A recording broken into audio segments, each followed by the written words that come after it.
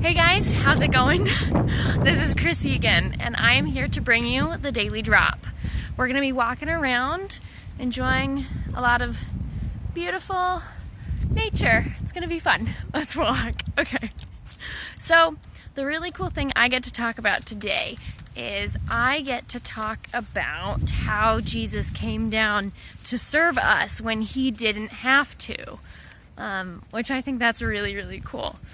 So the verse we're going to look at is Mark 10:45. I've got a paper here with it written on there. So Mark 10:45 says, "Even the Son of Man did not come to be served." Even the Son of Man did not come to be served. Instead, he came to serve others. He came to give his life as the price for setting many people free. And that verse is so cool because if you think about it, God, the Son of Man, is talking about Jesus. So whenever you see that in the Bible, Son of Man, it's talking about Jesus. It's talking about God's Son. And God's Son is God. And God's Son is very, very special to God. And he didn't have to come down to be with us on earth. He didn't have to. He could have stayed up in heaven. He could have had all the power and the glory and stayed up there in the beauty and the perfection and the riches of it all.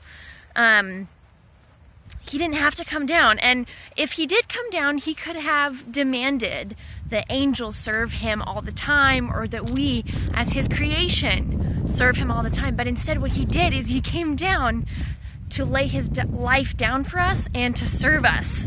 Throughout his ministry, you see examples of Jesus serving other people.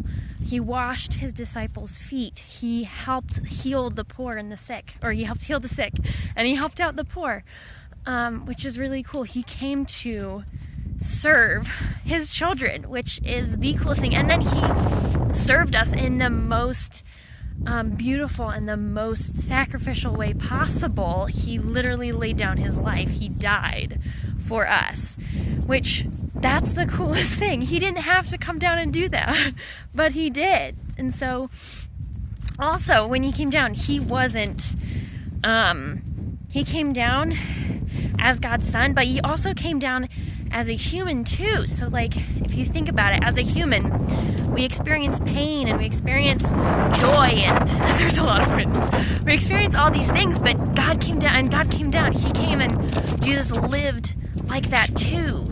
He came down as a human so he could see things the way that we see things and experience life the way that we do, but he was still fully perfect, and he still he wanted to do that so that we could know him personally, which I think is amazing.